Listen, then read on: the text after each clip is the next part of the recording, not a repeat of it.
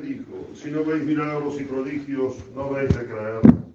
El oficial repuso: desciende, Señor, antes que muera mi hijo. Ve, le dijo Jesús, tu hijo vive. Creyó el hombre la palabra que le había dicho Jesús y se marchó. Y cuando regresaba, salieronle al encuentro sus criados y le notificaron que su hijo vivía. Les preguntó la hora en que había comenzado a mejorar, y ellos le respondieron: ayer, a la hora 7ª, cesó la fiebre. Reconoció entonces el padre que era la misma hora en que le había dicho Jesús: tu hijo vive, y creyó él y toda su familia. Pueden tomar asiento.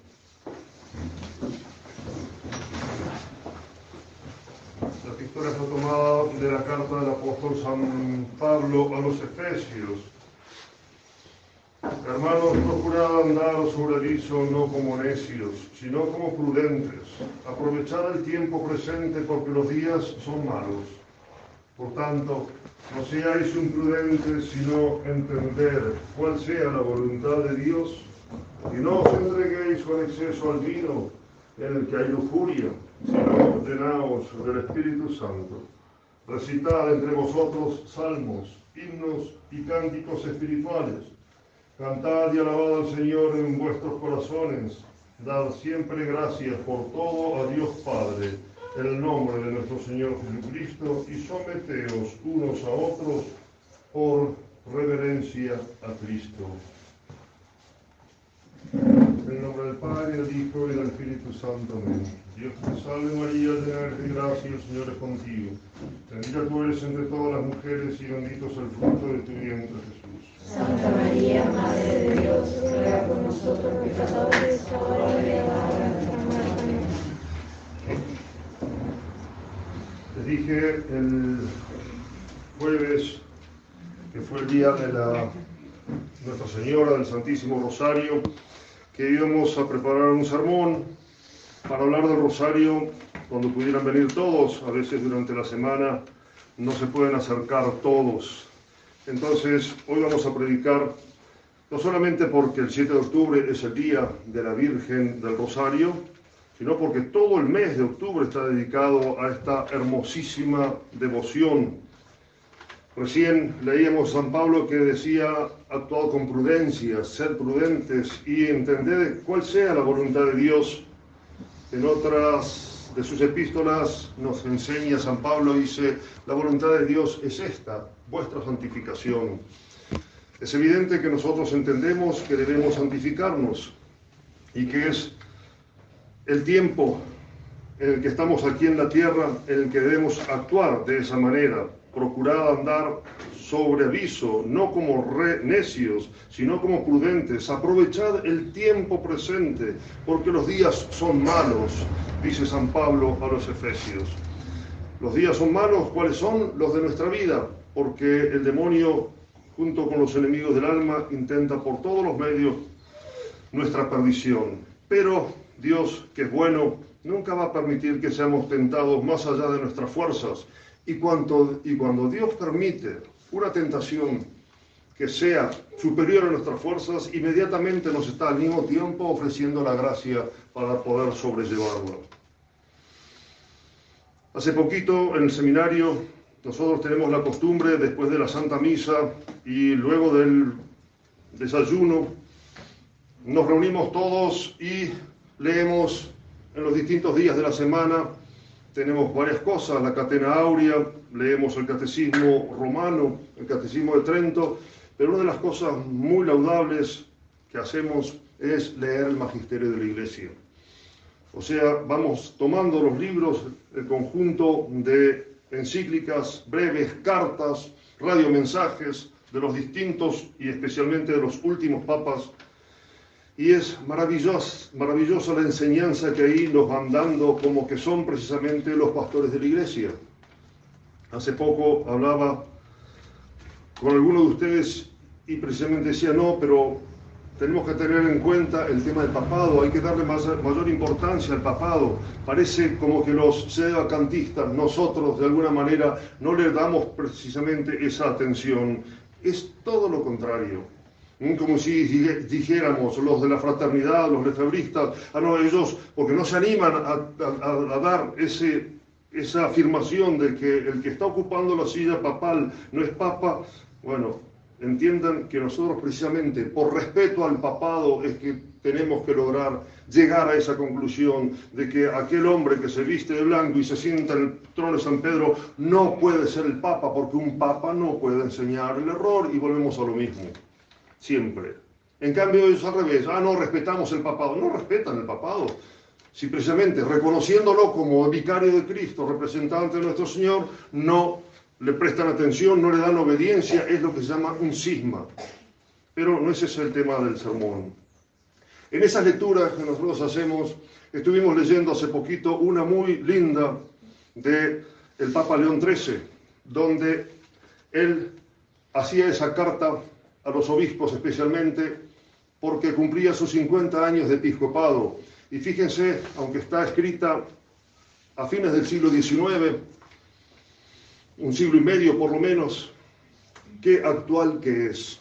Y él, como era el mes de octubre, le dedica al Santo Rosario. Y él lo pone al Santo Rosario como remedio, dice, de las 3 actitudes más perjudiciales que existen hoy al bien común en la sociedad. Y dice,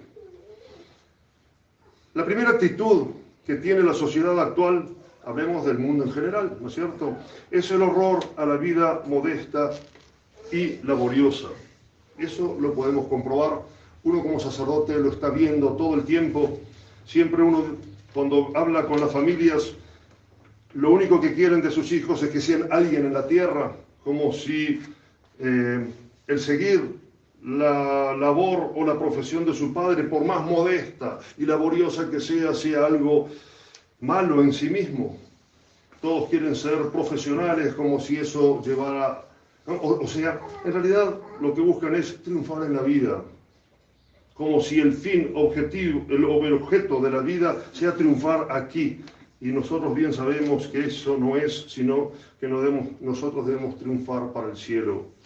Y entonces le tienen un horror a la vida modesta y laboriosa que llevaban, por ejemplo, aquellas personas donde vivían en una aldea, hacían su trabajo y estaban contentos, y sus hijos seguían también su misma labor y su mismo oficio. La segunda cosa dice que de las actitudes muy perjudiciales a la sociedad actual es el miedo al dolor y al sufrimiento. Y eso lo podemos ver constantemente. La gente, cuando tiene una cruz que llevar, una enfermedad que cargar, un sufrimiento que llevar a cuestas, normalmente se queja y se considera indigno de llevarla sobre sus hombros, cuando todos los santos, las vidas de los santos nos enseñan todo lo contrario, como estuvimos leyendo durante la semana. Y después dice la tercera, es el olvido de la vida futura que esperamos. Y eso es otra cosa que vemos constantemente.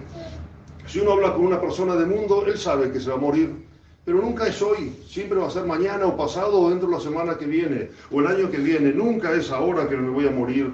Entonces es como si consideraran que tienen una vida que es inmortal y entonces por lo mismo no tienen en vista la vida futura que esperamos todos nosotros los cristianos. Y propone, fíjense, el Papa León XIII como remedio a esos 3 males, los misterios gozosos, los misterios dolorosos y los misterios gloriosos del Santo Rosario. Contra la vida, contra el horror a la vida modesta y laboriosa, los misterios gozosos, donde vemos el transcurrir momento a momento de la vida oculta de la Sagrada Familia, que pasó prácticamente desapercibida ante los ojos de los hombres. En ese hogar, San José, que era el menos digno, para llamarlo de alguna manera, era el jefe de familia, porque se seguía el orden natural que Dios había creado. La mujer, María Santísima, la reina de la casa, como debe ser toda mujer aquí en la tierra, cuando está casada y tiene sus hijos, laboriosa en las cosas de la casa. Y nuestro Señor Jesucristo, que era el Verbo de Dios, el Hijo de Dios, obediente a todos los actos, incluso a rebajarse, para decirlo de alguna manera, a trabajar con su padre adoptivo San José en el taller de carpintería. Y pasaba desapercibido en el sentido del cumplimiento constantemente de su deber, porque eso es precisamente lo que nos predican los misterios gozosos, el cumplimiento del día a día. Siempre pensamos que el ser santo es una cosa grande y que se ofrece solamente a algunas personas en la tierra, y todos estamos llamados a la santidad. Y la santidad consiste en el amor de Dios, y ese amor se cumple, como dice nuestro Señor, en el cumplimiento de los mandamientos. Y en el cumplimiento de los mandamientos es simplemente también cumplir el deber de Estado, el día a día de cada uno de nosotros. La segunda actitud era la del miedo al dolor y al sufrimiento, y ahí tenemos los misterios dolorosos de nuestro Señor Jesucristo padeciendo lo que nos narra la Semana Santa que padeció para la salvación del género humano y, como dice San Pablo, de cada uno de nosotros. Es verdad que nuestro Señor nos mostró el horror que sufre nuestra naturaleza al tema del sufrimiento.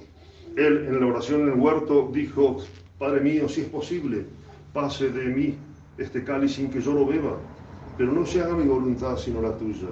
O sea, nos mostró que lo que les venía diciendo tantas veces, que el sentir no es lo mismo que consentir, que nosotros podemos sentir ese horror natural al sufrimiento y al dolor, pero que debemos sobrellevarlo, porque dado el hecho histórico del pecado, no existe otro remedio que el del dolor para compensar en la balanza de la justicia divina. Nada hubieran servido todos los dolores de los hombres juntos, y que todos nos hubiéramos muerto en la cruz y haber padecido todo lo que padeció nuestro Señor, porque nunca hubiera alcanzado a compensar. Pero nuestro Señor, siendo hombre, pero Dios, le dio un valor infinito a su sagrada pasión. Pero volvemos a la frase que leímos el otro día: hay que completar lo que falta a la pasión de Cristo. Íbamos meditando los misterios dolorosos, la oración en el huerto, la flagelación. Siempre piensen en la flagelación, ¿no es cierto? Es decir, es un Dios el que está atado en esa columna, presentando sus espaldas para que sea azotado, para castigar en ellas los pecados de cada uno de nosotros. Y así en cada misterio doloroso donde contemplamos la pasión de nuestro Señor Jesucristo. Y tercero, dice, el olvido de la vida futura que esperamos y el gran consuelo que tenemos los que somos cristianos, que somos católicos y tenemos la verdadera fe. Tenemos todos los misterios gloriosos. Primero, con el de la resurrección de nuestro Señor Jesucristo, que es, como dice San Pablo, vana sería nuestra fe si Cristo no hubiera resucitado. ¿Por qué? Porque al resucitar nuestro Señor Jesucristo confirmó toda la doctrina que él había predicado, dándole la autoridad de que él era Dios, porque precisamente resucitó por su propia virtud. Y después, bueno, cada uno de los misterios gloriosos, la ascensión a los cielos, la venida del Espíritu Santo, tan importante que es, porque nosotros vemos los efectos de la confirmación de los apóstoles en esa venida ante ellos en el día de Pentecostés. Me llamó mucho la atención, hace poco me tocó en el seminario meditar sobre ese tema de la función del Espíritu Santo en nuestra santificación. Y fijémonos, para decirlo de alguna manera, nuestro Señor Jesucristo, 3 años y medio predicando, haciendo milagros, enseñándoles, dándoles ejemplo, aconsejándoles a los apóstoles, y sin embargo los frutos parecían ninguno. Cuando llegó el momento que San Pedro dijo, iré y moriré contigo, a los pocos minutos, pocas horas, ya lo estaba negando hasta 3 veces. Sin embargo, cuando nuestro Señor Jesucristo sube a los cielos y baja el Espíritu Santo sobre los apóstoles y María Santísima, la maravilla que se produce allí, en esos hombres rudos, ya formados por nuestro Señor, pero rudos como eran, el Espíritu Santo viene y confirma, y San Pedro, ya convertido en el jefe de la iglesia, predica. ¿Y cómo predica? confirmando a sus hermanos en la fe. Es maravilloso eso, porque del mismo modo actúa el Espíritu Santo con nosotros. Ese soplo del Espíritu Santo que de repente estoy tristísimo, amargadísimo y todo lo veo negro y de repente sopla el Espíritu Santo sobre mí porque se lo he pedido o porque Él quiso inspirarme eso y viene una alegría inmensa, una santa alegría. Y lo mismo en cada cosa, en la santidad. Acuérdense que al Espíritu Santo se le adjudica la santificación del género humano. Y bueno, la última, la asunción de María Santísima a los cielos y la coronación de María Santísima como Reina y Señora de todo lo creado. Miren, era mucho más largo el sermón, pero se me hizo muy larga la exposición. No los quiero entretener más. Simplemente sepan que si Dios supo que era difícil para nosotros el tiempo que nos toca vivir, nos ofrece inmediatamente el remedio. Yo les insisto siempre en el tema de la Santa Misa, no hay nada más grande. Hoy les mandé al grupo esa frasecita donde dice que ni la Santísima Virgen ni los santos ángeles, todos juntos, pueden dar a Dios la gloria que se le da por una Santa Misa. Y ustedes tienen, yo tengo la oportunidad de decirla, y ustedes tienen la oportunidad de asistir a ella. Entonces, la Santa Misa es lo más grande que se puede ofrecer a Dios. Pero en sus casas, en sus momentos que no pueden asistir a misa por alguna razón, tienen el Santo Rosario. Después de la Santa Misa, para el sacerdote, no hay nada más grande que el breviario, porque es oración oficial de la Iglesia. Pero para los fieles siempre dicen el Santo Rosario. ¿Por qué? Porque Padre Nuestro, enseñado directamente por nuestro Señor, el Ave María, la salutación angélica, el Gloria, donde estamos dando alabanza directamente a la Santísima Trinidad, con la meditación de todos estos misterios que van corrigiendo todos nuestros defectos en el día a día. Había preparado la segunda parte del sermón, eran los frutos de cada misterio. Vieron que siempre se dice en cada misterio alguna virtud que se puede lograr, algún fruto que sacar. Bueno, eso nos ayuda a santificarnos, que es el fruto de la oración. Tenemos un arma valiosísima, que es el Santo Rosario, pedido en Lourdes, pedido en Fátima, junto con la penitencia. Son los pedidos de María Santísima en estos tiempos de tanta confusión. No tenemos excusa nosotros que lo sabemos.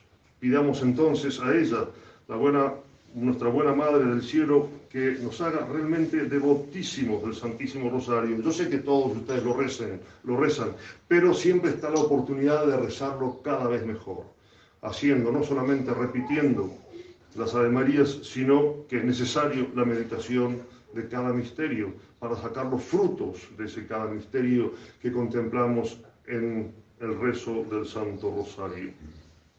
Que así sea. En nombre del Padre, y del Hijo, y del Espíritu Santo.